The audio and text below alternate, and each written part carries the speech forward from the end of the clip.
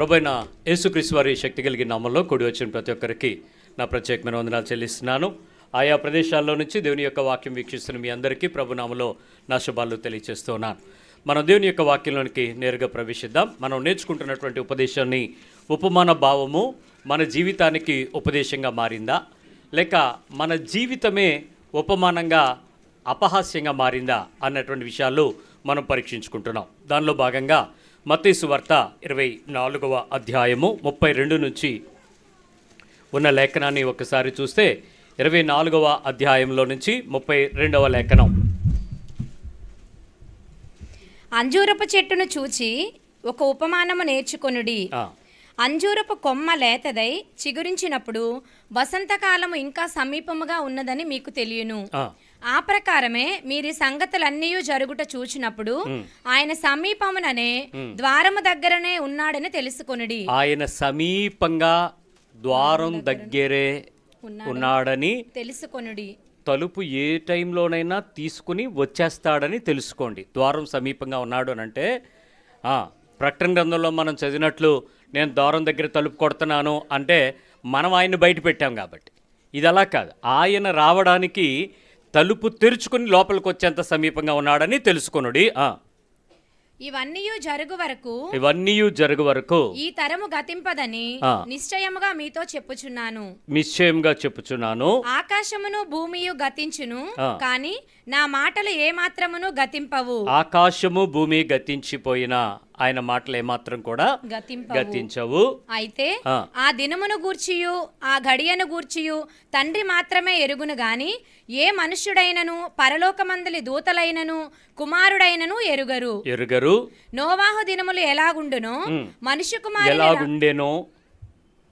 నోవాహు దినములు ఎలాగు ఉండెనో మనుష్య కుమారుని రాకడియును అలాగే ఉండును.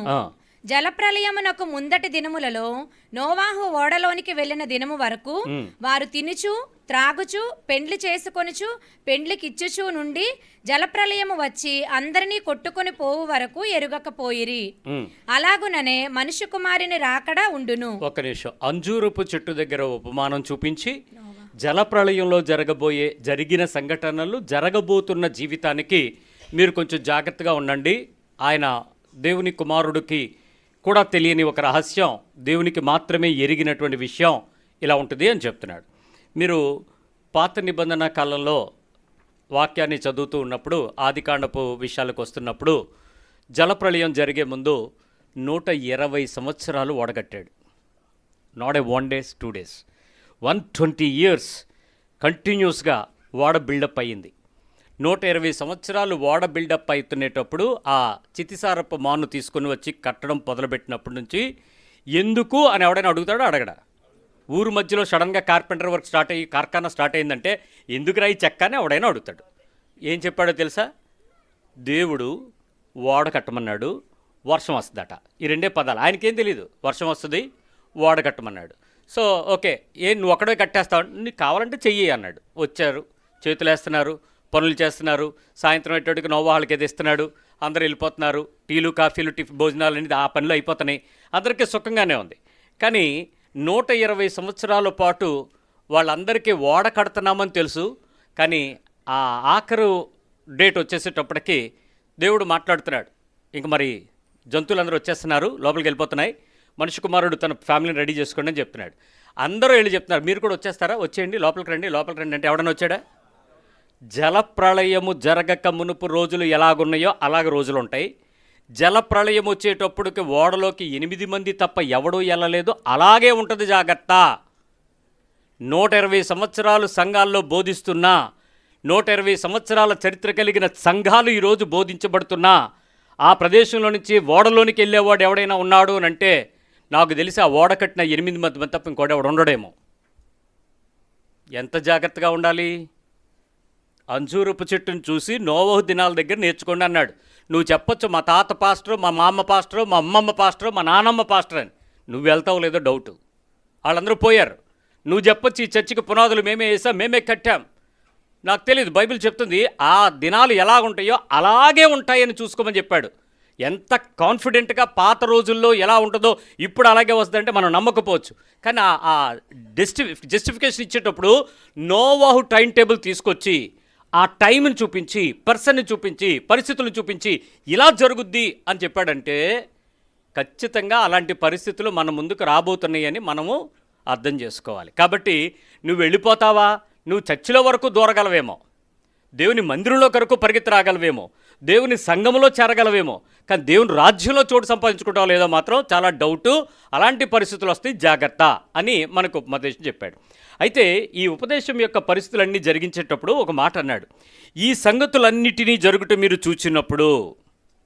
ఏ సంగతులు? ఇక్కడ జరిగినటువంటి చెప్పబడిన ఈ సంగతులన్నీ జరుగుట చూచినప్పుడు అనే పదం దగ్గర ఆపాడు.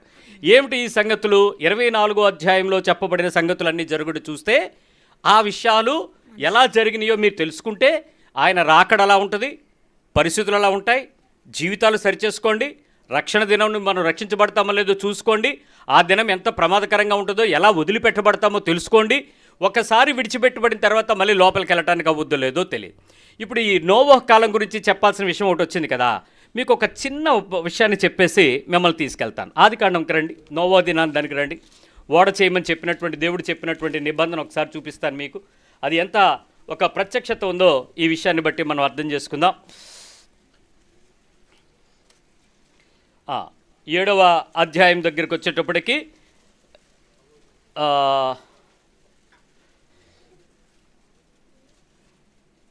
18వ వచనం చదవండి. 6:18. అయితే నీతో నా నిబంధన స్థిరపరచుదును, నీవును నీతో కూడా నీ కుమారులు నీ భార్యయు నీ కోడండ్రును ఆ ఓడలో ప్రవేశింపవలెను, మరియు నీతో కూడా వాటిని బ్రతికించి ఉంచుకొనుటకు సమస్త జీవులలో అనగా సమస్త శరీరుల యొక్క ప్రతి జాతిలోనివి 2 చొప్పున నీవు ఓడలోనికి తేవలెను, వాటిలో మగదియు ఆడదియు ఉండవలెను. ఇక కిందకు వచ్చేటప్పటికి 20వ వచనం కింద భాగంలో ఏం చెప్పాడో తెలుసా? ప్రతి జాతిలో 2 చొప్పున నీ యొద్దకు అవి వచ్చును, నువ్వు తేవలను అని ముందు చెప్పి తర్వాత ఏమన్నాడు? దేవుడు తన కరెక్షన్ ఎంత చక్కగా చెప్తాడు తెలుసా? అటన్నిటిని నువ్వు తీసుకురావాలన్నాడు. నోవాహు అడుగుంటాడు, అయ్యా నేను పెట్టల దగ్గరికి, చెట్ల దగ్గరికి, పుట్టల దగ్గరికి వెళ్ళి ఆటని రమ్మంటే ఆయన ఆ మాటలు ఎలాగంటాయి? నేనేమన్నా ఆదాము నా పేరు పెట్టినోడినా? పేరు పెట్టిన ఆదాముకి అవి పలుకుతాయి, ఈయన పేరు పెట్టినోడు కాదు, నేను పిలిస్తే ఎలాగొస్తాయి అన్నాడు. అప్పుడు దేవుడు ఒక మాట అనుకున్నాడు, నువ్వు కంగారు పడుకో, అవి వస్తాయి.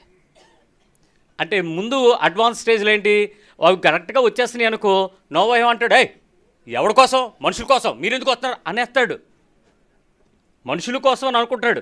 కానీ అప్పుడు దేవుడు ఏం చెప్పాడు? అవి వస్తాయి, నువ్వు మాట్లాడుకో, లోపల పెట్టుకో, వాటికి ఫుడ్ అవి రెడీ చేసుకో అన్నాడు. ఇప్పుడు 13వ వచనం పై వచనం, దేవుడు బలత్కారంగా ఉందని చెప్పి ఒకసారి 14వ వచనం, చితిసారపుకు మ్రాణుతో నీ కొరకు ఓడను చేసుకొనుము, అరలు పెట్టి ఆ ఓడను చేసి లోపటను వెలుపటను దానికి కీలు పూయవలెను. ఏమేం చేయాలి చూడండి, ఓడ చేయాలి, వాటికి dex first floor, second floor, third floor, fourth floor చేయాలి, లోపల బయట కీలు పూయాలి. నీవు దానిని చేయవలసిన విధం ఇది. 300 మూరల పొడవు, 50 మూరల ఎడల్పు, 30 మూరలు ఎత్తు గలదై ఉండవలెను. ఆ ఓడకి కిటికీ చేసి పైనుంచి 3 కిందకి దాన్ని ముగించవలను. ఓడ తలుపును దాన్ని ప్రక్కన ఉంచవలను. కింద అంతస్తు, 2వ అంతస్తు, 3వ అంతస్తు గల దాన్ని చేయవలను. ఇదిగో నేనే జీవవాయువులు వాటన్నిటిని తయారు చేస్తాను. ఓడ తయారు చేసింది ఎవరు? నోహో. చేయమని చెప్పింది ఎవరు? స్టీరింగ్ ఏది?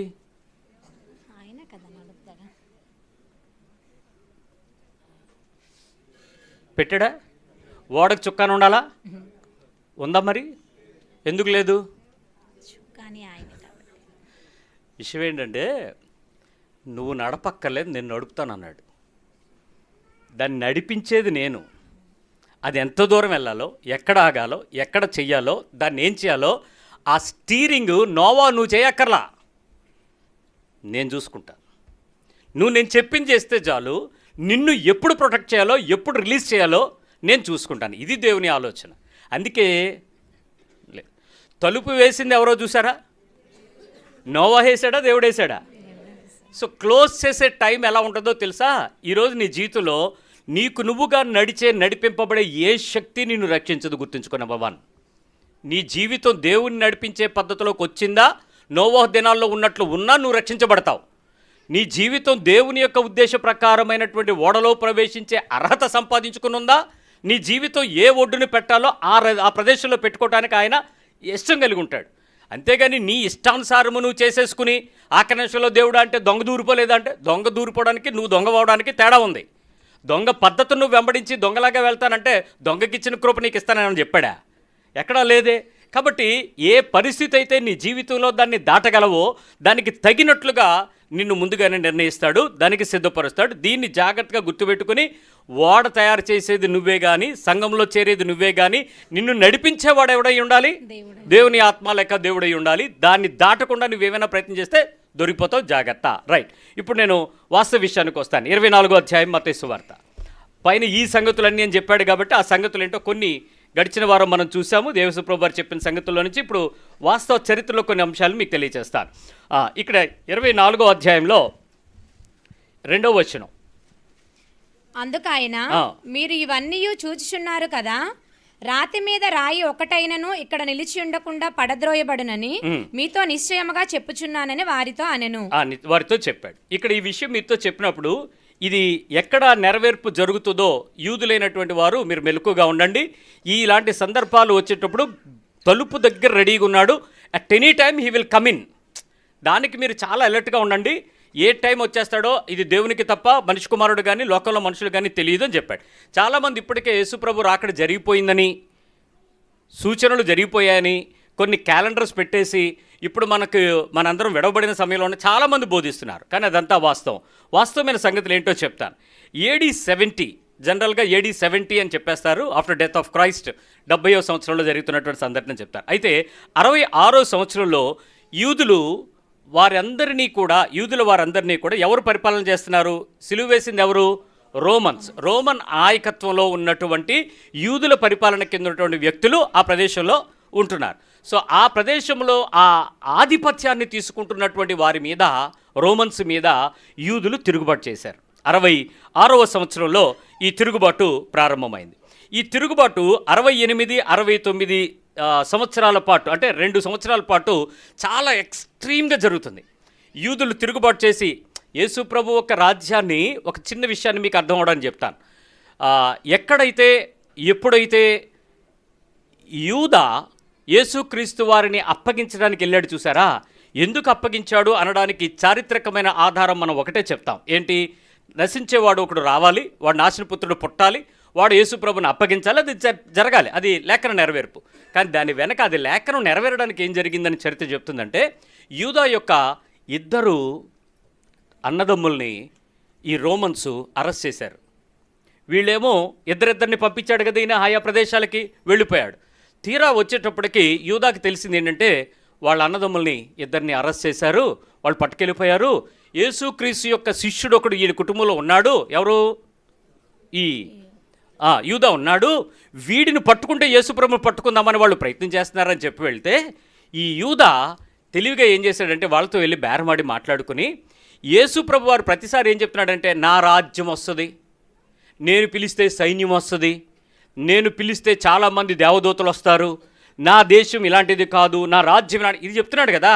ఇవి విని మనోడు ఏమనుకున్నాడంటే, ఖచ్చితంగా దానికి ముందు ఒక వారం ముందు అలా 2 అన్నదమ్ములు వెళ్ళి మాకు లెఫ్ట్ సైడ్ ఒక సీటు, రైట్ సైడ్ ఒక సీటు నీ రాజ్యంలో రిజర్వ్ చేయమని అడిగారు. ఇవన్నీ వింటున్నవాడు యేసును గనక బుక్ చేసామనుకో, ఖచ్చితంగా యేసు ఏం చేస్తాడు? చేప నోట్లోంచి షెకలు తీసినట్టు, ఒక కుంటోడిని నడువు అన్నట్టు, కుష్ఠోడిని ముట్టినట్టు, చచ్చినోడిని లేపినట్టు ఆయన జనసమూహంతో వచ్చేటువంటి జనాన్ని పిలిచేస్తాడు. పిలిచేసిన వెంటనే రోమన్స్ని బంధించేస్తాడు. బంధించేసిన వెంటనే మా అన్నదమ్ముల్ని విడిపించేసుకోవచ్చు. ఇలాకంగా యేసు ప్రభుని బుక్ చేస్తే అందరినీ ఆయన రాజ్యంతో వస్తాడు కాబట్టి, నేను ఆయన ప్రియ శిష్యుడిని కాబట్టి ఖచ్చితంగా నా కోసం ఏదో ఒకటి చేస్తాడని మనోడు ప్లాన్ చేసుకున్నాడు. తీరా ప్లాన్ చేసి అక్కడికి వచ్చి యేసు ప్రభుని అప్పగించడానికి ఆ 30 వెండి నాణాల బేరం జరిగిపోయింది. తీరా అప్పగించేటువంటి పరిస్థితులు జరుగుతున్న వేళ యేసు ప్రభు వారు వచ్చేటప్పటికి జరిగిన సిచ్యువేషన్ రివర్స్ అయిపోయింది. పాప నా రాజ్యం ఇలాంటిది కాదు అన్న విషయం వీడికి అర్థం కాల. వీడికి అర్థమైంది ఏంటి? జనసమూహం, కిరీటాలు, సింహాసనాలు, అప్పటి వరకు ఉన్నదంతా వాళ్ళు చూసింది భూ సంబంధమైందే కదా, అదే కోరుకుంటున్నాడు ఆ వ్యక్తి. అలాంటి పరిస్థితుల్లో ఈ రోమన్స్ మీద తిరుగుబాటు చేయడానికి ప్రయత్నం జరుగుతున్న ప్రతి ప్రయత్నము తీవ్రతగా మారి ఎంత తీవ్రతగా అయిపోయిందంటే, ఈ 68, 69 సంవత్సరంలో రోమన్ ప్రభుత్వాలు నెమ్మదిగా కోటలు దాటి ప్రపంచాన్ని దాటుకుంటూ వచ్చి యెరూషలేము మీదకి కూడా వాళ్ళు వచ్చేసారు. అప్పటి వరకు వాళ్ళ గవర్నర్స్ ఇక్కడ పరిపాలన చేస్తున్నారు. హేరోదు, అలాగే అన్న, కయ్యప్ప, వీళ్ళందరూ కూడా వాళ్ళ గవర్నర్స్ మాత్రమే. ఇప్పుడు అలా కాదు, వాళ్ళు డైరెక్ట్గా ఇక్కడికి వచ్చేసారు. వచ్చేసి వీళ్ళ మీద దాడి చేయటం ప్రారంభించారు. 68, 69 కాలానికి విగ్రహారాధన కూడా పెరిగింది. యేసు ప్రభు చెప్పిన బోధన అలక్ష్యం చేయడం ప్రారంభించారు. ఆయన లేడు, శిష్యులు చెదిరిపోయారు. వాళ్ళ ఉద్దేశం ఏంటి? వాళ్ళు స్వార్థ ప్రకటిస్తున్నారు, సంఘాలు కడుతున్నారు, ఆయా ప్రదేశాల్లో రక్షణ పెరుగుతుంది. కానీ యెరూషలేములో ఈ ప్రజల మధ్యలో అనైక్యత వచ్చి ఈ యూదుల్లో వీళ్ళల్లో వాళ్ళకే రకరకాలైనటువంటి అంతర్గతంగా భేదాలుగా వచ్చేసి విడిపోయి యేసు దేవుడు అనుకునేవాళ్ళు కొంతమంది, కాదు అని కొంతమంది, లేదు మేము మోషే తాలూకా పిల్లలమని కొంతమంది, శాస్త్రుల వర్గం, పరిచయుల వర్గం, రకరకాలుగా గొడవలు వచ్చి అంతర్గత యుద్ధం ప్రారంభమైంది. ఎప్పుడైతే 69, 70 కాలంకి వచ్చేటప్పటికి ఈ విగ్రహారాధనతో యేసుక్రీస్తుకి వ్యతిరేకమైన సంఘాలు పెరుగుతున్న సమయంలో టైటస్ అనేటువంటి వ్యక్తి యెరూషలేము మీదకి డైరెక్ట్గా దాడి చేయడానికి వచ్చేసి దానియేలు గ్రంథంలో 9వ అధ్యాయము 27వ లేఖనాన్ని నెరవేర్పు అక్కడ జరిగింది. చూద్దాం ఒకసారి. దానియేలు 9:27.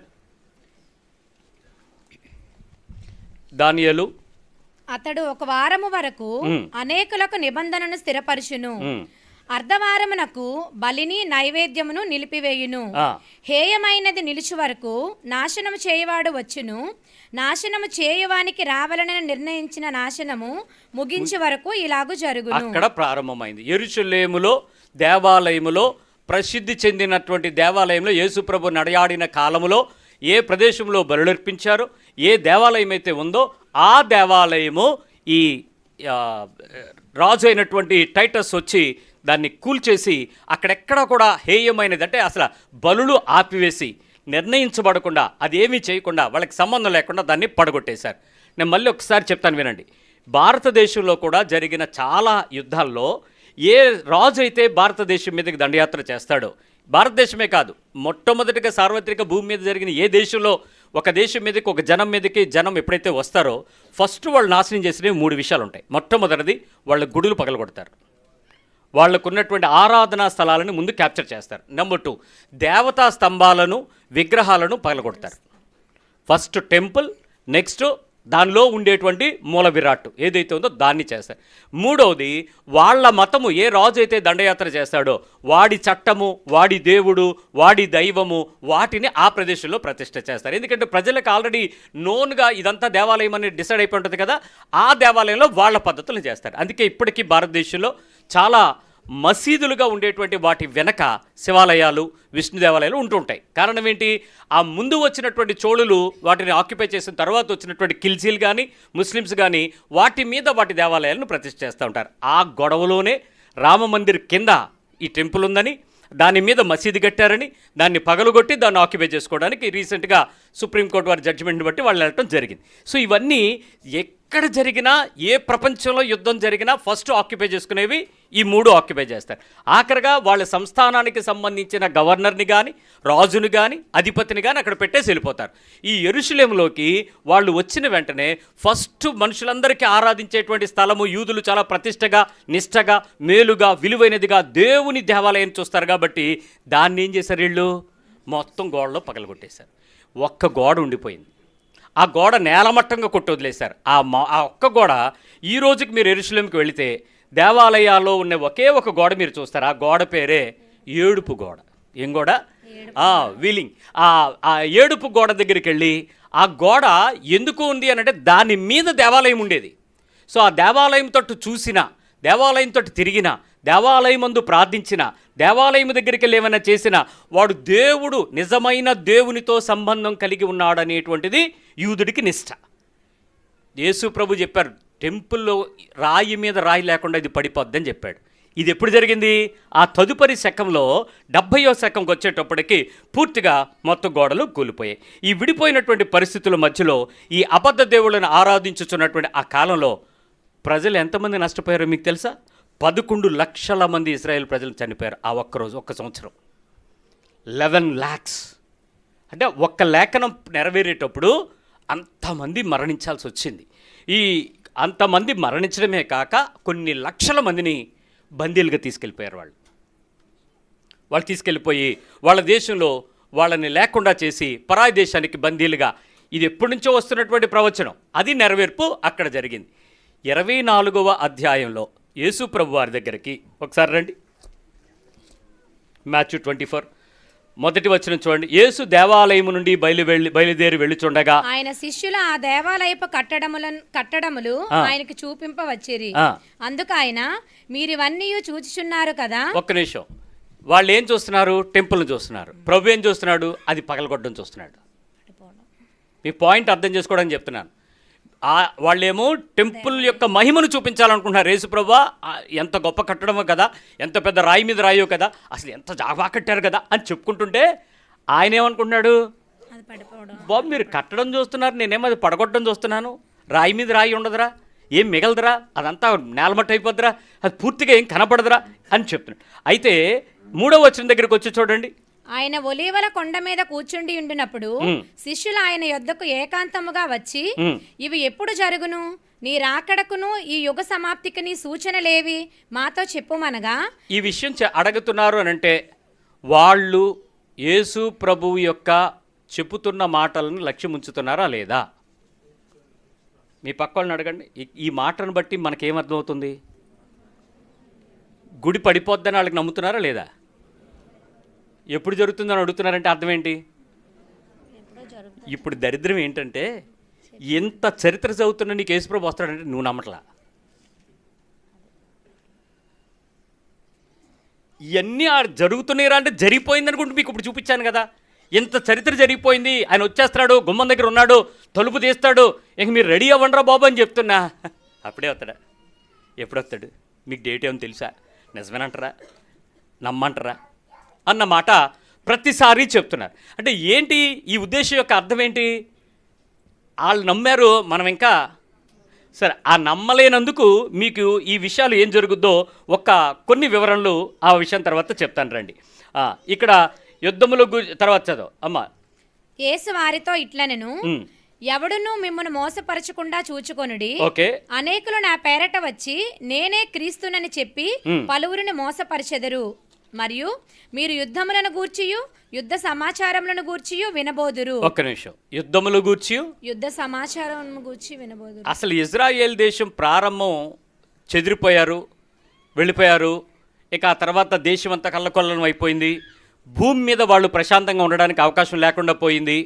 అలాంటి పరిస్థితుల్లో నుంచి తిరిగి యేసుక్రీస్తు వారు చెప్పినటువంటి సంగతి ఎలా నెరవేరిందో మీకు ఒక మాట చెప్పాలి. 1948వ సంవత్సరం యేసుక్రీస్తు వారి యొక్క వాగ్దానాన్ని బట్టి ప్రపంచంలో బ్రిటిష్ వారి సామ్రాజ్యంలో ఇంకా ఇతర సామ్రాజ్యాలలో బిగించబడి ఉన్న, అధికారం కలిగి ఉన్న, స్వాతంత్రం కోల్పోయిన దేశాల్లో నుంచి ఇజ్రాయేలీకి స్వాతంత్రం వచ్చింది. 1948 గుర్తుపెట్టుకోండి. 47 48 పెద్ద డేట్, పెద్ద టైం ఏమీ కాదు, almost same dates, same time, August నెలలోనే సరే వచ్చింది.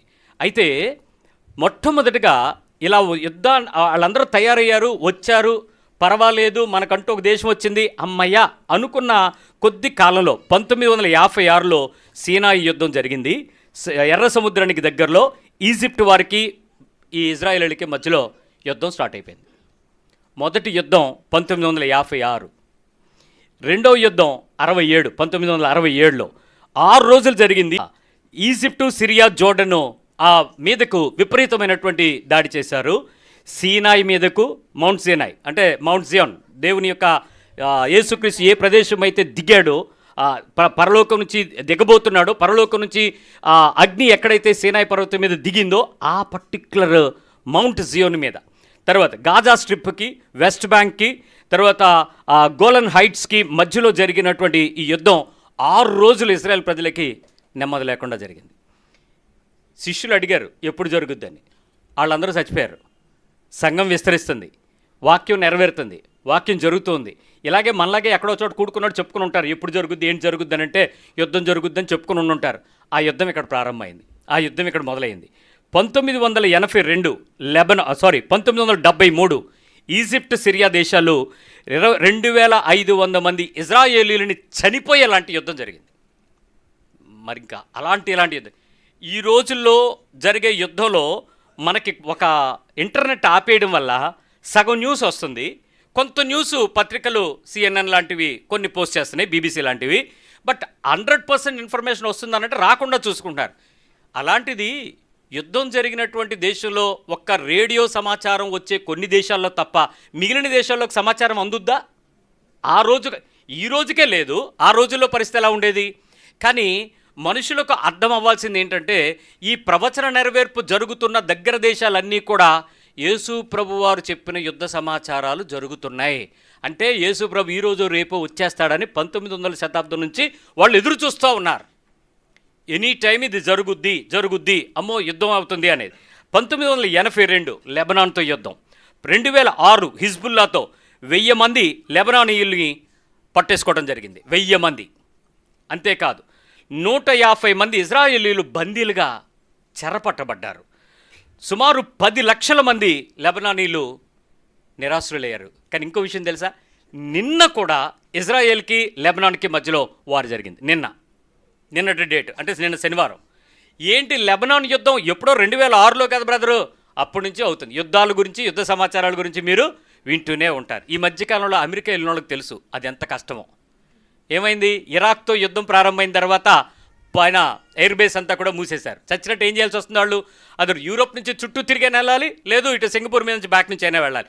చాలా కష్టం. 12 గంటల ప్రయాణం 18.5 గంటలు దాటిపోతుంది, కొంతమందికి 22 గంటలు కూడా అవుతుంది. ఏంటి అని అంటే ఈ యుద్ధం ఇక తర్వాత 2008, 2012, 2014, 2021 గాజా నుంచి హమాసు ఇజ్రాయెల్తో యుద్ధం చేయడం ప్రారంభించారు. ఈ కంటిన్యూస్గా ఈ రోజుకి ప్రపంచ దేశాల్లో ఇజ్రాయేలీలకు జరిగే యుద్ధాలు చాలా విచిత్రంగా ఉంటాయి. చిన్నపిల్లల్ని యవ్వన పిల్లల్ని ముందు పెడతారు. వాళ్ళు బాంబులు వేస్తారు కదా, ముందు చచ్చిపోతారు. వాళ్ళు చనిపోయేటప్పుడు పిల్లలకి తల్లులకి ఏం చెప్తారంటే, మీరు గనక ఇజ్రాయేలీల కోసం గనక చనిపోతే, బాంబులో గనక చనిపోతే, యుద్ధంలో గనక చనిపోతే, ఎవరినైనా మీరు చంపి గనక చనిపోతే మీరు డైరెక్ట్గా అల్లా దగ్గర ఉంటారని చెప్తారు. ఇంకా వాళ్ళందరికీ హృదయం అంతా ఏమైపోద్ది, మనసంతా ఏమైపోద్ది, చచ్చిపోయినా నా కొడుకు దేవుడి దగ్గర ఉంటాడు, ఇంకేం కావాలి భూమి మీద అన్నట్టు వాళ్ళని పిల్లలు పెడతారు. ప్రొజెక్షన్ ఏమో పిల్లల్ని చంపేస్తున్నారని. కానీ వెనకాతలు ఏం చేస్తారంటే ఆ దేశానికి వచ్చేటువంటి మెడికల్ ఎయిడ్ కానీ, ఫైనాన్షియల్ ఎయిడ్ కానీ, ఫుడ్ ఎయిడ్ కానీ, ఏ రకమైన ప్రపంచ దేశాలు పంపినవన్నీ కూడా వాళ్ళు అండర్ గ్రౌండ్లో పట్టుకుపోతారు. చచ్చిపోయేది పిల్లలు, ఆడవాళ్ళు. బయటకు చూపించేదేమో ఇంత పాశావేకంగా చేస్తున్నారు, వీళ్ళకి మనసు లేదు, ఇజ్రాయిల్ చూడండి ఎంత ఇలా చేస్తున్నారు, అమెరికా నుంచి ఇంకా ఈ ఫేస్బుక్, ఈ వాట్సాప్ యూనివర్సిటీలు ఉన్నాయి కదా, ఇవన్నీ జాలి కబుర్లు ఆడతాయి. వాళ్ళేమో ఒక పక్క కోట్ల రూపాయలు అండర్ గ్రౌండ్ సామ్రాజ్యాన్ని నిర్మించడానికి హమాస్ తీసుకుపోతా ఉంది. ఈ రకమైనటువంటి పరిస్థితుల్లో 2023వ సంవత్సరంలో అంటే 2023, జస్ట్ 2 years బ్యాక్, ఇజ్రాయేల్ దేశం హమాస్ చేతిలో మోసపోయింది. మొదటిసారి వాళ్ళు మోసపోయి యుద్ధం ఓడిపోలే, మోసగించబడ్డారు. తర్వాత వాళ్ళు తేరుకుని ఇంకా అక్కడి నుంచి ఏ దేశం వాళ్ళ మీదకి దాడి చేసినా, ఏ దేశం నుంచి వాళ్ళ మీదకి ఇలా బాంబు పడినా వాళ్ళు సెల్ఫ్ ప్రొటెక్షన్ మొదలుపెట్టారు. 26వ సంవత్సరం అంటే ఇప్పుడు ఇరాన్ నుంచి జరుగుతున్నటువంటి ఈ యుద్ధం ఓవరాల్గా ఈ యుద్ధంతో కలుపుకొని ఇప్పటి వరకు 78 సంవత్సరాల నిరంతర పోరాటంలో 10 పెద్ద యుద్ధాలు జరిగాయి. ఏ రోజు కూడా ఇజ్రాయెల్ దేశంలో హ్యాపీగా పడుకున్నాడు ఒకడు లేడు. యుద్ధం మీద యుద్ధం. యేసుప్రభు ఏం చెప్పాడు? యుద్ధముల గురించి, యుద్ధ సమాచారాల గురించి మీరు వింటారు. నిజంగా చెప్పండి, మీలో ఇక్కడ పిల్లలు, ఈ చిన్న పిల్లలు ఇప్పుడు వింటున్నారు యుద్ధం గురించి. మీలో యుద్ధం అనేటువంటిది 1972లో పాకిస్తాన్తో జరిగినటువంటి యుద్ధం ఎంతమందికి తెలుసు ఇక్కడ? అంటే మనకంత సమాచారాల వ్యవస్థ లేదు కాబట్టి పెద్దగా పట్టించుకోలే. మనం తిన్నామా, పడుకున్నామా, తెల్లారిందా, ఇంతే మన పని. ఈ కొంతమందికి యుద్ధం సంగతి. ఇప్పుడు యుద్ధం ఎంతమందికి తెలుసు? 26. పెట్రోలు 130 అయ్యింది, ఇంకా రేపు 150 అవుద్ది, ఇంకా రేపు గ్యాస్ ఆగిపోయింది. ఇప్పుడు కాదు మీకు యుద్ధం గురించి తెలిసింది. ఒక్కరోజు యేసుప్రభు చెబితే ఎవడకు అర్థం కాలేదు. ఈరోజు నీ జీవితంలో యుద్ధం గురించి, యుద్ధ సమాచారం గురించి వచ్చింది. నిన్న రాత్రి ట్రంప్ గారు ఇచ్చినటువంటి స్టేట్మెంట్ ఏంటో తెలుసా? నేను బేరం ఆడుతున్నాను ఇరాక్తో, బేరం అయ్యిందా సరే, లేకపోతే నా దగ్గర ప్రత్యామ్నాయం ఉంది, మీరు ఇరాక్ని మర్చిపోండి అన్నాడు. ఒకవేళ దాన్ని లేపేసి హర్మోస్ ఓపెన్ చేసేస్తాను మీకేం పర్వాలేదు అన్నాడు. ఏమండి, ఈ లేసేంత వరకు వాళ్ళు వేయించుకుంటారా? ఉక్రెయిన్ ఎంత దేశం? చిన్నది. రష్యా ఎంత పెద్ద దేశం? దానికి 1000 ఈ రోజుకి రష్యా ఏమవుతుందో అర్థం కావట్లే. ఇంత చిన్న ఉక్రెయిన్, మరి ఈ ఇరాన్ ఏమన్నా సైలెంట్గా ఉంటుందా? అది కూడా దాని పద్ధతిని డిఫెండ్ చేసుకోవడం ఏదో చేసుకుంటుంది కదా. యుద్ధము, యుద్ధ సమాచారము యేసు ప్రభు చెప్పిన ఆ కాలంలో వినపడింది, ఈ కాలంలో వినపడుతుంది. నువ్వు రెడీయా? నువ్వు రెడీయా? యుద్ధ సమాచారాలు వచ్చేస్తున్నాయి, నువ్వు రెడీయా? నువ్వేంటి రెడీ అంటే, స్విస్ బ్యాంక్లో డబ్బులు తెచ్చిద్దుమా, ఆంధ్ర బ్యాంక్ ఎఫ్డి తీసి హెచ్డిఎఫ్సి ఎఫ్డి ఇద్దుమా? ఇక్కడ కాదు నీ అకౌంట్లు. కానీ ఇక్కడ ప్రాబ్లం ఏంటంటే అసలు నీ ప్రాణం ఉంటుందో పోద్దో. యేసుప్రభు చెప్తున్నటువంటి యుద్ధ సమాచారాల గురించి వర్తమానాలు ఈ రకంగా తయారైనవి. అంతేకాదు ఇక్కడ ఆ పరిస్థితుల్లో ఎంత భయంకరంగా జరిగిందంటే 78 సంవత్సరాల్లో జరిగినటువంటి ప్రధాన యుద్ధాలన్నింటిలో కూడా గెలుపు ఇజ్రాయెల్దే. ఓడిపోలే. ఓడిపోద్దా? ఓడిపోదు. ఎందుకు ఓడిపోదు? ఎవరున్నారు వారి పక్షంగా? దేవుడు ఇజ్రాయేల్ దేశం పక్షంగా ఉన్నాడు. జ్ఞానము వారి దగ్గర ఉంది, తెలివితేటలు వాళ్ళ దగ్గర ఉన్నాయి, సామర్థ్యం వాళ్ళ దగ్గర ఉంది. వాళ్ళు మొదటి నుంచి దైవ జ్ఞాన సంబంధులుగా ఉన్నామనే వాళ్ళు ఒప్పుకోకపోయినా దేవుని యొక్క తెలివితేటలతో, జ్ఞానంతో వాళ్ళు యుద్ధం చేయటం ప్రారంభిస్తున్నారు. సో వాళ్ళకి దేవుని యొక్క రాకడ గురించినటువంటి సూచనలు, హెచ్చరికలు వాళ్ళ దేశంలో ఇప్పుడు నేను మాట్లాడుతున్నట్టే ప్రతిరోజు మాట్లాడుకుంటారు. ఎనీ టైం జరుగుద్ది, మనం రెడీగా ఉందాం. యేసు ప్రభుని అంగీకరించిన వాళ్ళకి ఈ హెచ్చరికలు జరుగుతూనే ఉన్నాయి. సరే, యుద్ధ సమాచారాల గురించి మీకు కొంత ఇన్ఫర్మేషన్ ఇచ్చాను. ఇంకొంచెం కిందకి రండి. 6వ వచనం తర్వాత 7 పడకుండా చూచుకొనుడి. 7వ వచనం. జనము మీదకి జనమును, జనము మీదకి జనమును, రాజ్యము మీదకి రాజ్యమును లేచును. అంటే ఇవన్నీ యుద్ధాలకు సంబంధం. అక్కడక్కడ కరువులను, భూకంపములను కలుగును. ఏమేం జరుగుతాయి? కరువు, కరువులు, భూకంపం, భూకంపాలు జరుగుతాయి. ఒక్క నిమిషం మీకు ఒక మాట చెప్తాను వినండి. 1958 నుంచి 1962 వరకు దీన్ని చైనా కరువు అని చెప్తారు. 1958 to 1962 ఏం కరువు ఇది? చైనా కరువు. అంటే చైనా దేశంలో వచ్చినటువంటి కరువు మాత్రమే కాక ఈ కరువులో 4.5 కోట్ల మంది, అంటే 45 లక్షల మంది ఆకలికి చచ్చిపోయారు. ఆ టైంలో మీ తాతలు ముత్తాతలు ఎవరు ఉంటే వాళ్ళకి తెలిసి ఉండేది, వాళ్ళు మనకి చెప్పుండేవారు కాదు, మనకు కూడా సమాచార వ్యవస్థ లేదు. సో ఇది మొట్టమొదటి 58 నుంచి 62, అంటే ఇంచుమించు కొంతమంది బతికే ఉన్నారు. రెండవది 1943లో ప్రపంచమంతా భయపడిన కరువు బెంగాల్ కరువు. బెంగాల్ అంటే ఎక్కడ? మనదే, మన దేశంలో వచ్చిన కరువే. ఇక్కడ పరిస్థితి ఏమైందంటే బర్మా నుంచి, ఇది second world war time, 1943 second world war, రెండవ ప్రపంచ యుద్ధం జరుగుతుంది. బర్మా నుంచి రైస్ డంప్ చేయటం అనేది ఆపేశారు. ఎప్పుడైతే ఆగిపోయిందో ఈ సైనికులు ఎవరైతే ఈ తుఫాన్ల వల్ల ఆ ప్రదేశంలో ఉండే పంటలు దెబ్బతినడం వల్ల సైనికులకు ఫుడ్ ఆగిపోద్దని చెప్పి విన్స్టన్ చర్చిల్ అనేటువంటి గవర్నర్ ఏం చేశాడంటే, రైస్ అనేది బయటికి ఇవ్వద్దు, మన సైనికుల ఆకలి రక్షించుకోవడానికి ఉపయోగించుకోవాలని బ్రిటిష్ సైన్యం కోసం రైస్ బ్లాక్ చేసి పడేశాడు. ఆ టైంలో ఆహార ధాన్యాలు నిలవలేకపోవటం వల్ల 30 లక్షల మంది, 20 నుంచి 30 లక్షల మంది భారతదేశంలో బర్మా, బెంగాల్ ఆ చుట్టుపక్కల బోర్డర్లో ఉండేవాళ్ళు ఆల్మోస్ట్ 30 lakhs ఆఫ్ పీపుల్ ఆకలికి చచ్చిపోయారు. ఈ కాలము మనకు అర్థం అవ్వట్లేదు. కరువు అంటే ఈరోజు మీకేం తెలియట్లా. ఏది కావాలంటే అది రిలయన్స్ డిపార్ట్మెంట్లోనో, జొమాటోలోనో, అదేంటి స్విగ్గీలోనో టకామని పెడితే టికీమని వచ్చేస్తుంది. అంబులెన్స్ రాకుండా ముందు పిజ్జా వస్తుంది. హ్యాపీగా ఉన్నాం మనం. కానీ ఈ కరువుల కాలము నెరవేర్పు జరిగింది అని అంటే యేసు ప్రభు వారు చెప్పేటువంటి మాటలు ఎంత జాగ్రత్తగా ఉంటాయో మనం ఎలర్ట్గా ఉండడం కోసం మీకు ఇన్ఫర్మేషన్ ఇస్తున్నాను. మూడో విషయం, ఈ 30 లక్షల మంది అక్కడ చనిపోయారు. మూడవది 1845 నుంచి 1852 వరకు, 45 to 52 ఇయర్స్ మధ్యలో దీన్ని ఐరిష్ పొటాటో కరువు అని పిలుస్తారు. ఫెమెన్, ఐరిష్ పొటాటో ఫెమెన్ అంటే ఏంటంటే, ఐరిష్ దేశంలో ఈ బంగాళాదుంపలకి ఒక వైరస్ వచ్చింది. ఈ వైరస్ రావడం వల్ల ఆ ప్రదేశంలో ఉన్నటువంటి ఆహార ధాన్యాలన్నిటికీ ఆ వైరస్ సోకి తిన్నవాళ్ళు కానీ, ఉంచిన వాళ్ళు కానీ, నిల్వ చేయడం కానీ వాళ్ళకి చాలా ప్రమాదాలు సంభవించాయి. ఈ పొటాటో బ్లైట్ అనేటువంటి తెగులు వచ్చేయటం వల్ల బంగాళాదుంపల ద్వారా ప్రపంచంలో వ్యాప్తి చెందిన ప్రతి చోట సుమారుగా 20 లక్షలు, 10 లక్షల మంది ఏమో చనిపోయారు. మరొక 10 లక్షల మంది అమెరికా చుట్టుపక్కల దేశాలకు వలస వెళ్ళిపోయారు బతకలేక. ఒక కరువు ఎంత స్థితికి వెళ్ళిపోద్దో తెలుసా? మీరు రీసెంట్ వార్తల్లో మీరు ఒకటి కనుక చూస్తే, ఎడారిలో ప్రయాణం చేస్తూ ఉన్నటువంటి ఒక వ్యాన్లో 2 days ట్రావెల్, అది ఫస్ట్ డే ట్రావెల్ అయిపోయింది, సెకండ్ డే ట్రావెల్ మధ్యలో ఇంజిన్ ఆగిపోయింది వెహికల్. వాళ్ళందరూ కూడా ఊరు దాటిపోవడానికి ప్రయత్నం చేస్తున్నారు సూడాన్ ఎడారిలో. మధ్యలోకి వచ్చేటప్పటికి ఆగిపోయిన తర్వాత దిగి 68 మైళ్ళు నడిచి ఇద్దరు బతికారు. 68 మైల్స్. వ్యాన్లో ఉన్న వాళ్ళందరూ ఆ ఎడారిలో ఎండకి రాత్రి చలికి చనిపోయారు. దేనికి చనిపోయారో తెలుసా? నీటి దాహానికి చనిపోయారు. ఇంత మోడ్రన్ డేస్లో, ఇంత నెట్వర్క్ ఏమన్న పరిస్థితుల్లో మనిషి నుంచి మనిషి వాట్సాప్లో మాట్లాడుకుని, స్కైప్లో మాట్లాడుకుని, రకరకాల పద్ధతుల్లో మాట్లాడుకుంటున్న కాలంలో అసలు మనుషులు దాహానికి చచ్చిపోవడం ఏంటండి? కరువు. అంతేకాదు, ఈ 1932 నుంచి 33 సంవత్సరం వరకు సోవియట్ హోల్డమార్ అని పిలుస్తారు ఈ కరువు. ఈ సోవియట్ కరువు ఎంత దారుణమైన పరిస్థితి అంటే, ఇది కరువు క్రియేట్ చేయబడింది, కృత్రిమమైన కరువు.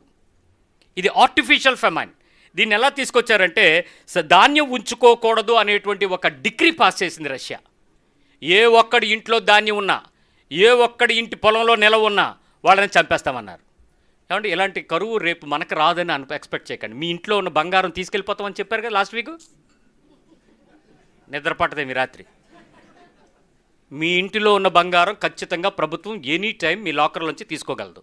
మీరు దాచినటువంటి బ్యాంకులో డబ్బులు any time more than 5 lakhs ఉంటే దాన్ని పేకగలరు. ఎఫ్డీలు బ్రేక్ చేయగలరు, బ్యాంకుల్ని బ్యాంక్రప్ట్ చేయగలరు. గవర్నమెంట్ ఇప్పుడున్నటువంటి ఆర్థిక ద్రవ్యోల్బణం పెరిగే కొద్దీ డబ్బు ప్రభుత్వం దగ్గర నడవకపోతే మన డబ్బును వాడుకుంటుంది. మీరెవరు? ప్రభుత్వం అంటే ఎవరు? ప్రజలు. ప్రజలంటే ఎవరు? మనమే. మనం అంటే ఎవరిది? మన డబ్బు ఎవరిది? ప్రభుత్వందే. కాబట్టి నువ్వు మాట్లాడడానికి అవ్వదు. ఇప్పుడు ఏమీ కాకుండా GST 18.5 తేవడానికి కుయ్యి అన్నాడా? మూసుకుని కడుతున్నాగా, ప్రతి దానిలోనూ కడతారు. అలాగే రేపు అది చెప్పుద్ది, మేము గవర్నమెంట్ మళ్ళీ బాగుండి మళ్ళీ అంతా ఫామ్ అయితే మీ డబ్బులు మీకు ఇస్తాం, మీకు బాండ్ ఇస్తాం, కాగితం దాచుకొని నీ మీద బాంబు వేసి కాల్చేస్తే కాగితం ఏం చేస్తావు? నువ్వేం చేసుకుంటావు? సో ఇదే జరుగుద్ది. సో ఇలాంటి పరిస్థితుల్లో ధాన్యం ఉంచుకోకూడదనేటువంటి హక్కుని సోవియట్స్ తీసుకొస్తే, సోవియట్ మరియు ఉక్రెయిన్ మధ్యలో సుమారు 50 to 70 lakhs పీపుల్ ఆకలికి చచ్చిపోయారు. 70 లక్షల మంది తిండికి చచ్చిపోయారు. అంటే తీవ్రత ఏ స్థాయిలో పెరిగిపోయిందో ఒకసారి అర్థం చేసుకోండి. ఒక్క భారతదేశంలో ఒక శాంపిల్ చెప్పిన, భారతదేశం చూసిన కరువులు ప్రపంచంలో ఏ దేశం చూడలేదు. I'm damn sure. చాలా హిస్టరీ వెతికితే చెప్తున్నటువంటి విషయం. 1970 బెంగాల్ కోటి మంది చచ్చిపోయారు. 1 crore డెత్. 83, 84 చాలీసా కరువు. దీన్ని చాలీసా కరువు అనేది ఎలా వచ్చిందో తెలుసా? ఇప్పుడు భారతదేశంలో టెంపరేచరు జూన్ నెల ఆల్మోస్ట్ 14వ తారీఖు తొలకరి జల్లులు రావాలి. వచ్చినాయా?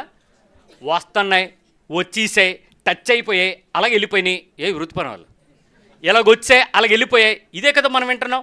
ఎంతకీ ఈ పాటికి తొలకరు వచ్చేసి రైతులు దున్నుకుంటూ ఎప్పుడెప్పుడు ఎరువులు వేసుకుందామన్నట్టు వాళ్ళు చాలా జాగ్రత్తగా ఉండాలి. అలాంటి పరిస్థితి ఏమీ లేకుండా వచ్చిందో లేదో తెలియని పరిస్థితి అయిపోయింది. కానీ దాని పేరు సూపర్ ఎల్ నినో.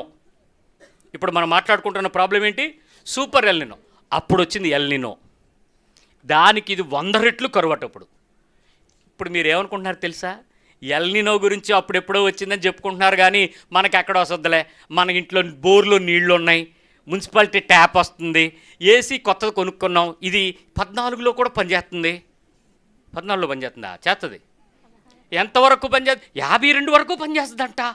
మంచిది కొనుక్కున్నాం, చాలా బాగుంది. ఈ సూపర్ సఫిస్టికేషన్ అంతా కూడా super L నినోకి తుస్సు పనిపోద్ది.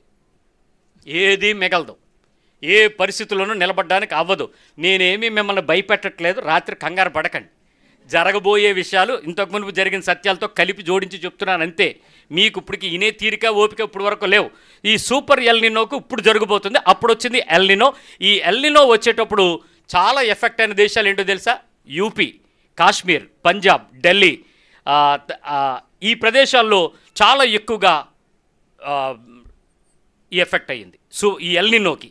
Super El Nino ఎక్కడి నుంచి ఎక్కడికి వస్తుందో తెలుసా? All the India, all the Europe, మొత్తం దేశాలు కూడా మ్యాప్ చూస్తే ఎర్రగా వేస్తున్నాడు. కారణం ఏంటి? ఈ టెంపరేచర్స్ అధికమైపోతాయి. ఇప్పటికి నువ్వు కూర్చుని తిందామా, దాచుకుందామా, దోచుకుందామా, దెబ్బలాడుకుందామా, పోట్లాడుకుందామా, సరదాగుందామా, ఏమీ నిలబడవు. ఈ ఎల్ నినో 1876 నుంచి 78 మద్రాసు కరువు 55 లక్షల మంది చనిపోయారు. 1788 నుంచి 92 డొక్కల కరువు అనే పేరు. ఇది హైదరాబాదు, గుజరాతు, మార్వా ఈ 3 ప్రాంతాల్లో వచ్చింది. సుమారుగా 56 లక్షల మంది చనిపోయారు. 1630 నుంచి 1632 డెక్కన్ కరువు 2 మిలియన్లు చనిపోయారు దక్షిణ భారతదేశంలో. 1702 నుంచి 1704 ఇది కూడా డెక్కన్ కరువే. 20 lakhs people was died just for food దొరక్క 20 లక్షల మంది చనిపోయారు. 1866 ఒరిస్సా రాష్ట్రానికి వచ్చింది కరువు. సుమారుగా 25 లక్షల మంది ఒరిస్సా ప్రజలు చనిపోయారు. ఒరిస్సా ఎంత దూరం ఉంది మనకి? ఆ టైంలో భారతదేశంలో కూడా ఉత్తరాంధ్ర దేశాల్లో కూడా చాలా ఎఫెక్ట్ అయ్యాయి. ఉత్తరాంధ్ర అంటే శ్రీకాకుళం, విజయనగరం, విశాఖపట్నం వరకు కూడా ఈ కరువు ఎఫెక్ట్ చూపించిందని చరిత్ర చెప్తుంది. 1876 నుంచి 70 అయింది. దక్షిణ భారతదేశంలో 52.5 లక్షల మంది south Indian people was died till Madras. ఇప్పుడున్న చెన్నై వరకు కూడా 52.5 లక్షలు చనిపోయారు. 1943 సెకండ్ బెంగాల్ కరువు అని పిలుస్తారు, 30 లక్షల మంది చనిపోయారు. ఇదంతా మీకు ఎందుకు చెప్తున్నానంటే గత 40 ఏళ్లగా కరువుల తీవ్రత 40% టెంపరేచర్ పెరగడం వల్ల వచ్చింది అనేది లెక్కలు చెప్తున్నాయి. టెంపరేచర్ పెరగడం వల్ల. ఈ రోజుల్లో ఇంత టెంపరేచర్స్ మీరు ఎప్పుడైనా చూసారంటే పెద్దవాళ్ళు ఏం చెప్తున్నారు? ఎప్పుడూ లేవండి ఇంత ఎండలో అని. అంటే మన బాడీలు తట్టేసుకుంటున్నాయి. పర్వాలేదులే, ఏదో ఒకట్లా కాటన్ చీరలు, కాటన్ జాకెట్లు, కాటన్ షర్ట్లు వీటికి వచ్చేసాం. ఏదో కొంచెం సొఫిస్టికేటెడ్గా ఉంటున్నాం. కానీ రాబోతున్న కొద్ది కాలంలో 25 నేషన్స్ వాటర్ స్క్వేర్ సిటీకి చచ్చిపోతాయి. నీళ్లు దొరక్క చచ్చిపోతారు. 25 దేశాలు కనపడవు మీకు మ్యాప్లో. ఆశ్చర్యపోకండి, విశాఖపట్నం కూడా ఉంది దానిలో. మంచినీళ్లు దొరక్క చచ్చిపోతాం. ఇప్పటికే సముద్రము చొచ్చుకొచ్చి మంచినీళ్ళలోకి చేరిపోయింది. ఎంవిపి చుట్టుపక్కల ఉప్పు నీరు వస్తుందా, మంచినీళ్ళు వస్తున్నాయా? ఉప్పు నీరు అది స్లోగా స్టార్ట్ అయ్యి ఇంకా మంచినీరు దొరకక స్లోగా మీరు ఇల్లు ఏం చేసుకుంటారు, బంగ్లా ఏం చేసుకుంటారు, ఏం చేస్తారు ఎక్కడి నుంచి? అప్పుడు ఖచ్చితంగా గోదావరి నీళ్ళు వస్తాయి అంటే బక్కలో ఊరుకుంటాడండి. ఇంకోటి ఎవడో యుద్ధం చేస్తాడు, ఆ కాలువాడు తీసుకెళ్తాడు. అప్పుడు మనం ఏం చేయాలి? మళ్ళీ తట్టబొట్టెత్తుకుని మీరు ఏ ఊరి నుంచి వచ్చి ఆ ఊరికి వెళ్తే వాళ్ళు మిమ్మల్ని చేర్చుకుంటే మీకు ఏమైనా భూమి పరక ఉంటే అక్కడికి వెళ్ళి గడ్డి తవ్వుకుంటారు. ఇక్కడ ఉద్యోగము, నా వ్యాపారము ఏది మిగలదో. ఈ కరువులో మనం కూడా నాశనం అయిపోబోతున్నాం. జాగ్రత్తగా ఉండండి, అత్తమామలతో జాగ్రత్తగా ఉండండి, భూములు పొలాలు జాగ్రత్తగా ఉంచుకోండి, ఏ గొడవ లేకుండా సమాధానం ఉండడానికి ప్రయత్నించండి. ఎప్పుడు ఏ గొడవ వచ్చినా పోవడానికి రెడీగా ఉండండి, బండి పూసుకుని రెడీగా ఉండండి.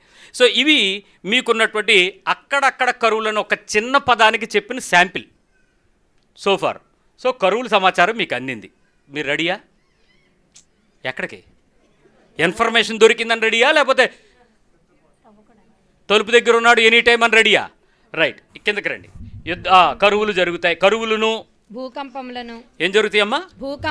భూకంపాలు వస్తాయి. Very good.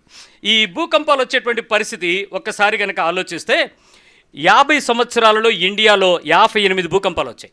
అంటే ఇంచుమించు యావరేజ్గా సంవత్సరానికి 1 పాయింట్ అంటే ఎక్కడో చోట ఒక భూకంపం అనేది మనకు వస్తూనే ఉంది. 2000 నుంచి 2010 మధ్యలో ప్రపంచంలో 31,000 భూకంపాలు వచ్చాయి. ఎన్ని? 31,000 వచ్చాయి. 2010 నుంచి 2014 వరకు రిచర్డ్ స్కేల్ మీద 5+ అనే తీవ్రత ఉండే భూకంపాలు 1374. 5+ అంటే బిల్డింగ్ నిలబడదు, దడేల్, మరి ఇంక ఏం మిగలదు. మొన్న వారం జరిగినటువంటి భూకంపము చూసారా మీరు? ఫిలిప్పీన్స్లో అందరూ ఏమయ్యారు? స్కూల్ జరుగుతుంటే పిల్లలందరూ వచ్చి రోడ్డు మీద నిలబడి దగ్గర కూర్చుని అలా పడిపోతుంటే ఇక్కడి నుంచి అవతలకు మారి. భూకంపం అంటే మీరు ఎవరైనా రుచి చూసారా, టేస్ట్ చూసారా? విశాఖపట్నం ప్రజలు కాళ్ళు కదులుతున్నాం, పడుకున్నాం, ఇలాగెలాగ అన్నాం, అలాగ బాటిల్ జారిపోయి వెళ్ళిపోవడం, లైట్ అయితే ఎలా ఊగుతుంది అనుకుంటుండే లోపు వార్త వస్తూ ఉంటుంది. ఎంవిపి కాలనీలో భూకంపం, మరిపాలెంలో భూకంపం, కంచరపాలెంలో వచ్చింది, గాజువాకలో వచ్చింది, ప్రకంపనలు వచ్చాయి, దీని మూల పసిఫిక్ సముద్రంలో ఉంది, ఏదో వర్తమానం. అసలు భూకంపం వచ్చిన వెంటనే బంగారం అమ్మేసినోడు ఎవరైనా చూసారా? యేసు ప్రభు రాకడకు భూకంపాలు వస్తాయంట, ప్రభు వచ్చేస్తాడేమో, ఇది ఎందుకు మన దగ్గర, ఏదో అమ్మేసి దేవుని పనికో దేవుని కొరకో సిద్ధపడిపోదాం అన్నాడు. ఎవడైనా ఉన్నాడా? అదంతే, అది అలాగే వస్తుంది బ్రదరు. సో ఈ పరిస్థితిలో 2025 సంవత్సరంలో 2025లో ఒక్క 1 ఇయర్లో 5+ దాటి, అంటే 5 to 8 మధ్యలో వచ్చేటువంటి భూకంపాలు 1833. తగ్గే పెరిగాయా? పెరుగుతున్నాయి. 2026లో India, Japan, Iran, Myanmar, Tajikistan ఈ దేశాలలో వచ్చినన్ని భూకంపాలు ఇక రాబోతున్న భూకంపాలకి నాంది.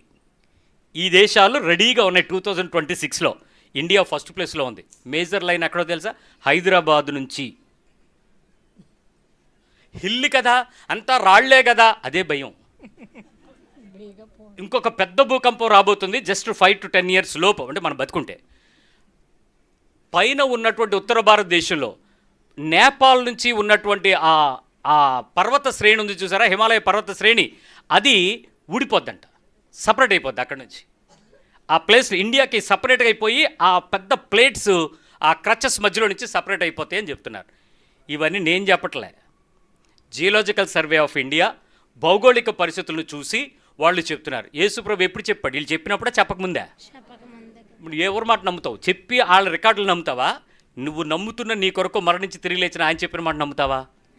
ఆయన ముందే చెప్పాడు, ఈ ఒక్క పదంలో భూకంపాలు కరువుల తర్వాత వచ్చును, ఇవన్నీ వేదనలకు ప్రారంభము. సో ఆల్రెడీ మన కాలంలో వేదనలకు ప్రారంభం అయిపోయింది. ఇప్పుడు మనం వేదనలకు ఏం చేస్తున్నాం? కొనసాగింపులో ఉన్నాం. వీఆర్ కంటిన్యూయింగ్ దట్ వేదన, రైట్.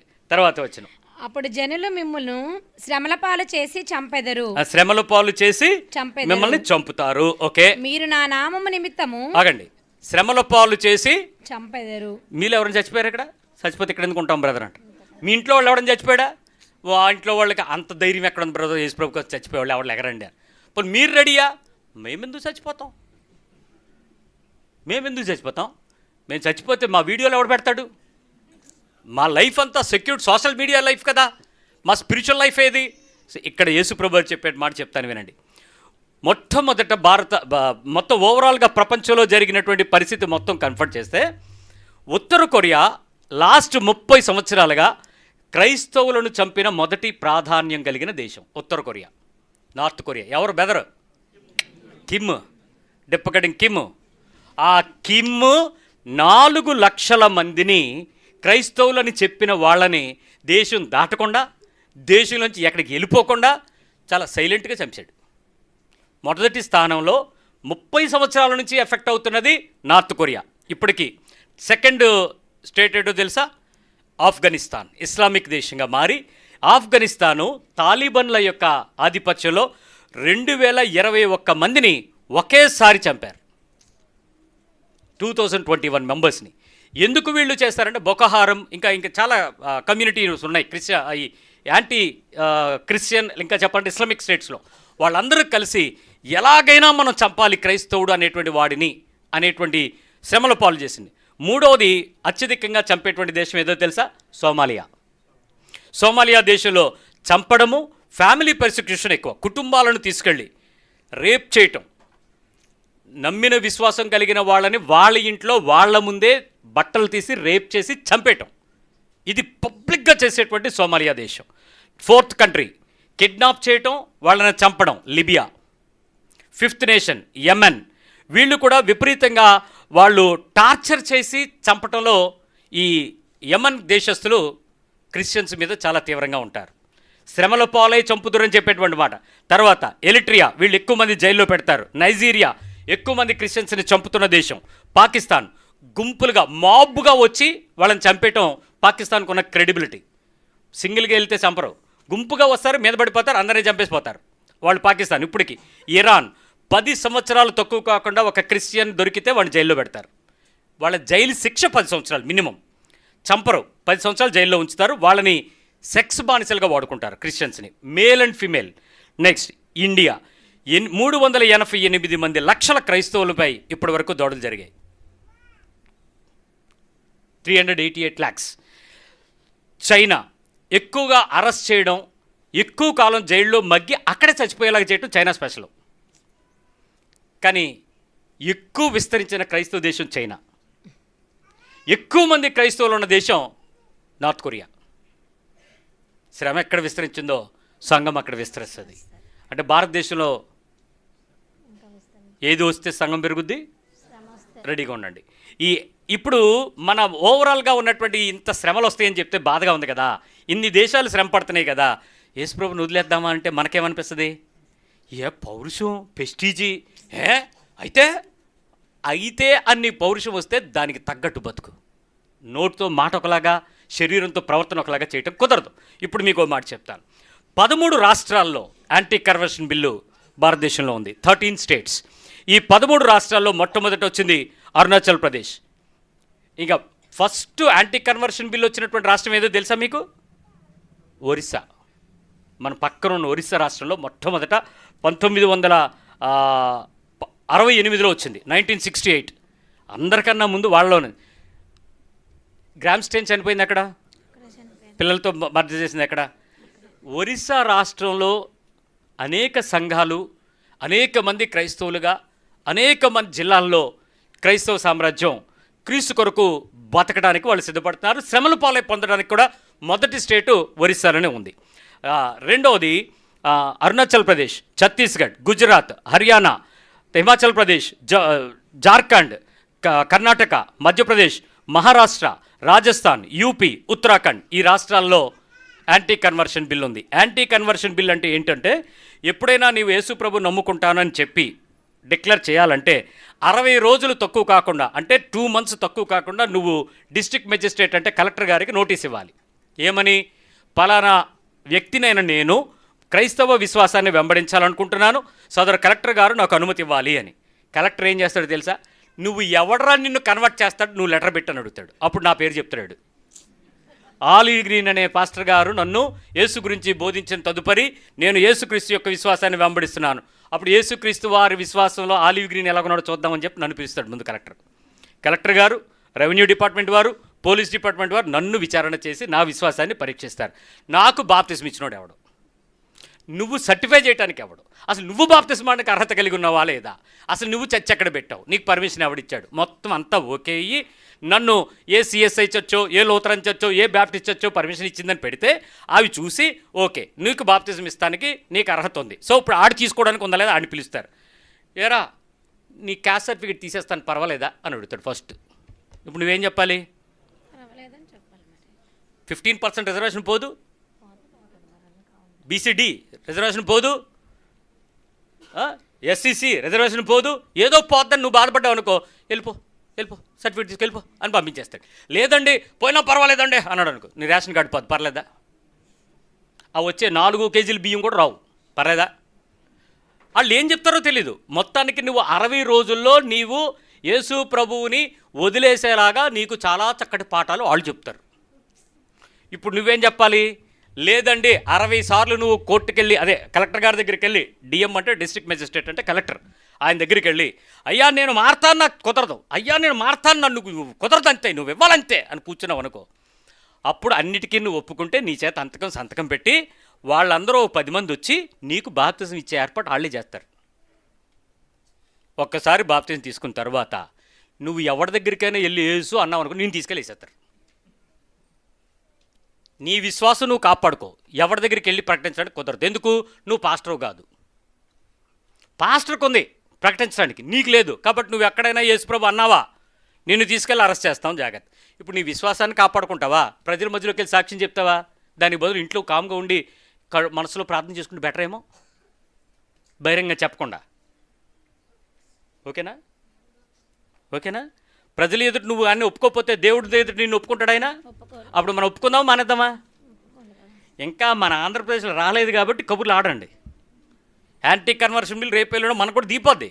ఇంకొక సంవత్సరం బీజేపీ ప్రభుత్వం పరిస్థితి, రాజ్యసభలో వాళ్ళకి కావాల్సిన సీట్లు వచ్చేయగానే ముందు మనకు కూడా డిగ్రీ చేస్తారు. అప్పుడు మనం కూడా శ్రమలో పాలయ్యి ఆ వాక్యంలో మనం కూడా ఉంటాం. ఓకే, ఈ పరిస్థితుల్లో ఓవరాల్గా ఇప్పటి వరకు భారతదేశంలో ఇంకా ఆశ్చర్యకరమైన సంగతి చెప్తాను. RRR గారు, రఘురామకృష్ణరాజు గారు పబ్లిక్గా వచ్చి ఎవడైనా చర్చి మీద మైకు పెడితే ఆ సౌండ్ వ్యతిరేకంగా ఉంది, ముందండి వేసేయండి అన్నాడు. చట్టాలకు తీసుకొచ్చాడు, ఆఖరికి నోటీసులు ఇచ్చారు, మళ్ళీ వెనక్కి తీసుకున్నారు. ఎస్సీ కన్వర్ట్ అయితే ఆడికి ఎస్సీ సర్టిఫికేట్ తీసేయండి, దాని గురించి ఎవడైనా వెళ్తాడో పట్టుకోండి, దానికి సగం మంది లేచిపోతారు.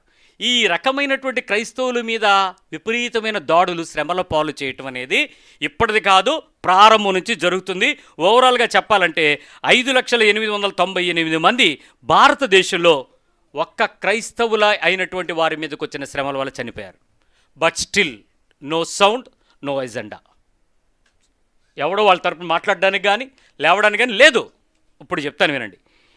7 ఆన్ ఎవ్రీ 7 కౌంట్ ఆఫ్ 7 ఒక మనిషి శ్రమ పడుతున్నాడు క్రైస్తవుడు. 7 మనుషులు కనపడితే క్రైస్తవులు, 7లో ఒక మనిషి దేవుని యొక్క మాటను బట్టి శ్రమల పాలై బతుకుతున్నాడు. అయితే ఇంట్లో వాళ్ళు, లేకపోతే వీధిలో వాళ్ళు, లేకపోతే సర్టిఫికేట్ అని చెప్పి గవర్నమెంట్, లేకపోతే సంఘంలో గొడవ, లేకపోతే వాడిలో వచ్చే యుద్ధం పోరాటం, ఓవరాల్గా 7లో ఒకడు శ్రమలు పడుతూనే బతుకుతున్నాడు క్రైస్తవ్యం. ఏమండి, ఇంత పాటి భక్తి అవసరం అంటారా? ఇన్ని యుద్ధాలు, ఇన్ని భయంకరమైన పరిస్థితులు ఇవన్నీ మనకు అవసరమా? చక్కగా గింగిలింగ్ అనిపించుకుని ఇలాగలాగ అనుకుని అలా తిరిగిస్తే అయిపోయింది కదా. ఈ భక్తి అవసరం అంటారా? ఇంత నీతి, ఇంత పరిశుద్ధత, ఇంత విశ్వాసం, ఇంత రోషంగా నిజాయితీ, అసలు అబద్ధం ఆడకూడదు, ఎలా ఉండాలి అలా, ఇంత బోధ అవసరం అంటారా భక్తికి? ఇంత శ్రమలు పడాలంటారా క్రైస్తవ్యం? మనలో మనకేం చెప్తుంది మీ ఆత్మ? కొంచెం సులువైన భక్తి ఏం లేదా? ఉంది, సులువైన దారి కూడా ఉంది. అది యేసుప్రభు మార్గం కాదు. క్రైస్తవ్యంలో సులువైన మార్గాలు చాలా ఉన్నాయి. నువ్వు క్రైస్తవుడిగా బతికేలాగా ముద్రేస్తారు, సర్టిఫికేట్ ఇస్తారు, నువ్వు చచ్చిపోతే సమాధి కట్టి దాని మీద మంచి పోరాటం, కడమట్టుకు పోరాడితే బోర్డు కూడా పెడతారు. నువ్వు దేవుని చిత్తంలో ఉండవు. ఏది కావాలి? శ్రమ పట్టుకునే ఈ క్రైస్తవ విశ్వాసంలో ఉండే పరిస్థితులకు వెళ్తావా? లేదండి పర్వాలేదండి, నేను ఎలాగపోతే పర్వాలేదు, నేను ఎలాగైనా జీవించగలనే ఆ పరిస్థితిలోకి వెళ్ళిపోతావా? నువ్వే ఆలోచించుకో. మరి ఇలాంటి పరిస్థితుల్లో ఇక్కడ అప్పుడప్పుడు కరువుల దగ్గరే శ్రమల పాలు అవుతారు జనులు మిమ్మల్ని. అప్పుడు జనులు మిమ్మల్ని శ్రమల పాలు చేసి చంపెదరు. మీరు నా నామము నిమిత్తము సకల జనుల చేత ద్వేషించబడుదురు. సకల జనుల చేత మీరు ఏం చేయబడతారు? ద్వేషింపబడతారు. మీరు నిజంగా నా ముఖం చూడండి, మిమ్మల్ని ఎవరో ద్వేషించట్లేదా క్రైస్తవులు అన్నందుకు? పొద్దున్న లేచిన వెంటనే మీరు బొట్టు లేకుండా కనపడితే సగం మంది ఇది ఒక మొండ, ఏదోరికి వచ్చేద్ది బొట్టు లేకుండా. బొట్టు పెట్టుకోవచ్చు కదా, ఏ బైబిల్ చెప్పింది, ఏ పాస్టర్ చెప్పాడు అనేవాళ్ళు ఉన్నారో లేదా? బోల్డ్ ముందు. నేను ఈస్ట్ గోదావరి, వెస్ట్ గోదావరి ఎక్కడైనా వాక్యం చెప్పడానికి వెళ్తే చాలామంది నాతో మాట్లాడిన వాళ్ళు, మీ చర్చిలో కూడా మీరు ముండలు తయారు చేస్తారా అని అడిగాడు ఒకటి. పదం బాగలేదు, సరిగ్గా మార్చి చెప్పన్నాడు. అదేనండి, బొట్లు తీసేయమని మీరు కూడా చెప్తారా అన్నాడు. ఆ మాట అడుగు. అందుకని నువ్వు ముండలు తీస్తారా అంటే ఏంటి ఆ పదం? కాసేపు వాళ్ళకి చెప్పాను, బొట్లు తీసేయటం గురించి మేము ఎప్పుడు ప్రస్తావన చేయము. వాళ్ళ హృదయం మారిన తర్వాత ఆటోమేటిక్గా శరీరం మార్చుకోవడానికి ప్రయత్నం చేస్తారు. వాళ్ళ వస్త్రధారణ పద్ధతులను మారితే అవన్నీ మారే ఉంటాయండి. కానీ చాలా మళ్ళీ వాళ్ళు ఎన్ని రూల్స్ చెప్తారో నాకు తెలియని కూడా వాళ్ళు చెప్తారు. సెవెంత్ డే అడ్వెంటిస్ట్ చర్చ్ వాళ్ళంట చెవులకు పెట్టుకుంటారంట, ముక్కులకు పెట్టరంట. ఇదేంటండి అన్నాడు. అది వాళ్ళని అడుగు, నువ్వు నన్ను అడిగితే. నేను అది అడ్వాంటేజ్ కాదు కదా. మరి పెంతుకొస్తోళ్ళంట ఖరీదైన చీరలు కట్టుకుంటారంట, బంగారం వేసుకోరట. అదేంటండి అని అడుగుతాడు. ఏంటంటో సూత్రాలు ఈ క్రైస్తవంలో బళ్ళు తయారైనవి. ఈ రోమన్ క్యాథలిక్ వాళ్ళు బొట్టెట్టుకుంటారు, దండం వదలరు, కొబ్బరికాయలు వదలరు, గుండు వదలరు, పూజ వదలరు, అదే మాల వదలరు. మధ్యలో యేసుప్రభుని ఏం చేస్తారండి? యేసుప్రభుకి కూడా దండలు వేసేస్తున్నారండి అని నేనేం చేయను? వేసేస్తే వాళ్ళు వేస్తారు, వాళ్ళు గుళ్ళకి వెళ్తారు, గోపురాలకు వెళ్తారు, అది దేవుడు ఇది దేవత అని అనుకుంటున్నారు. మరి వాళ్ళందరూ ఎవరు? మరి మీరెవరు? నేను ఎంత చెప్పినా నీకు ఏమైనా అర్థం అవుద్దా? నీకు అన్ని క్వశ్చన్ బ్యాంకే కానీ ఆన్సర్ బ్యాంక్ ఉందా? నువ్వు చెప్తే ఈయన తీరుకుందా? ఏం చెప్పినా వాడు వినడు, వాడు అభ్యంతరం. ఎవడు అభ్యంతరమైనా ఎక్కడో చోట మీరు అభ్యంతరం పడుతున్నారా లేదా? ఇంకా నెక్స్ట్ ఫేజ్లో పిల్లలకి మీరు మా దగ్గర ఉండేటువంటి ఈ పిల్లలు ఎవరినైనా అడగండి, వీళ్ళు ఎవరికి క్రిస్టియన్ నేమ్స్ ఉండవు. ఏది జోసెఫ్, రూతమ్మ ఈ పేర్లు పెట్టం. ఎందుకు పెట్టట్లేదో తెలుసా? ఫ్యూచర్లో వీళ్ళ పేరు కూడా వాళ్ళకి అభ్యంతరం అయిపోద్ది. వీళ్ళకి కొన్ని ప్లేసుల్లో సీట్లు ఇవ్వరు, కొన్ని ప్రదేశాల్లో వాళ్ళని ఆకర్షించడానికి ఒప్పుకోరు. కాబట్టి వాళ్ళని జనరలైజ్డ్గా ఉండేటువంటి స్పిరిచువల్ నేమ్ పెడుతున్నాం. ఆ పేరు పెట్టేటప్పుడు వాడికి అర్థం అవ్వాలి, ఏంటి ఈ పేరు భలే గమ్మత్తుకుందే. మావాడి పేరు ఉన్నత్. ఏం పేరు అది? ఉన్నత్. ఉన్నతమైనటువంటి వాడిగా ఉండాలనే ఆశ, నిశ్చిత. ఈ పదాలన్నీ బైబిల్వే. కాబట్టి మామూలుగా ఆ పేర్లోకి వెళ్ళి మనం ఇందాక చెప్పినటువంటి పేర్లు చెప్పామనుకోండి, క్రైస్తవ పేర్లు అయిపోతాయి, వాళ్ళకి ఇబ్బంది అయిపోతుంది. సో కొంచెం ఆ మోడరేట్గా చేయటం యొక్క ఉద్దేశం ఫ్యూచర్లో మీరు రాబోతున్నటువంటి శ్రమల్ని సంఘం ఎదుర్కొనేటప్పుడు వాడు ధైర్యంగా నిలబడతాడని, విశ్వాసంగా నిలబడతారని. సో ఇవన్నీ నెక్స్ట్ జనరేషన్ ఎదుర్కోవాల్సినటువంటి ఫేజ్. మీరు ఎదుర్కోవడం, శ్రమలు ఎదుర్కోవడం మీరు చూపించకపోతే, మీరు ఫేస్ చేయడం మీ పిల్లలు చూడకపోతే నెక్స్ట్ వాళ్ళు ఫేస్ చేయరు.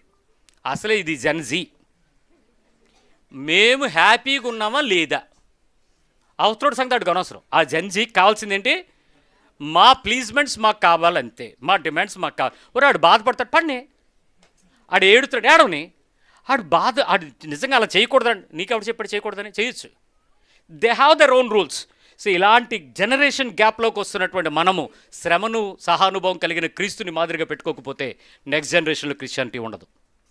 కాబట్టి ఇలాంటి పరిస్థితుల్లో ఈ చిన్న వాక్యం, నా నామం నిమిత్తం సకల జనులైతే ద్వేషించబడతారు, అనేకులు అభ్యంతరపడి ఒకరినొకడు అప్పగించుకుంటారు, ద్వేషిస్తారు, ఈ మాటలు ఇప్పటికే మన జీవితంలో నెరవేరిపోతున్నాయి.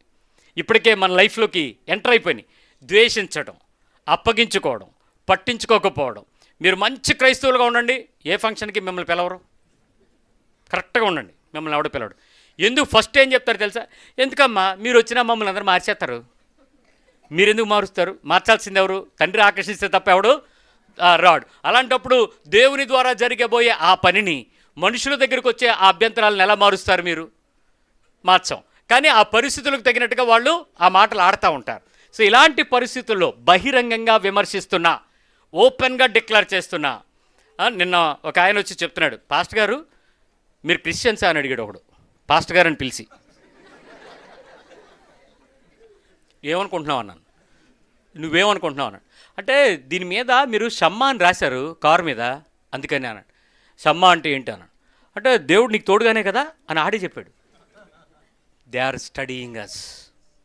మన వాళ్ళు చదువుతున్నారు. నువ్వెక్కడికి వెళ్తున్నావు, నీ బండి ఏంటి, నీ బంపర్ స్టిక్కర్ ఏంటి, పైన ఏం రాసావు, కింద ఏం రాసావు, నీ ఇంటి గుమ్మ మీద ఏం రాసావు, వాళ్ళు వెతుకుతున్నారు, వాళ్ళు అర్థం చూస్తున్నారు. నీ ఇంటి దగ్గరకు వచ్చి గొడవ చేయడానికి రాబోతున్నారు. ప్రతి పరిస్థితిని వాళ్ళు చెక్ చేయబోతున్నారు. అయితే వాళ్ళు చెక్ చేసిన తర్వాత నేను పాస్టర్ని అని నువ్వే నన్ను పిలిచావు, క్రైస్తవుడువా అని ఎందుకు అడుగుతున్నావు అని అంటే అప్పుడు ఆ మాట అడిగాడు ఆయన. 5,000 తీసుకున్నారా అని అడిగాడు.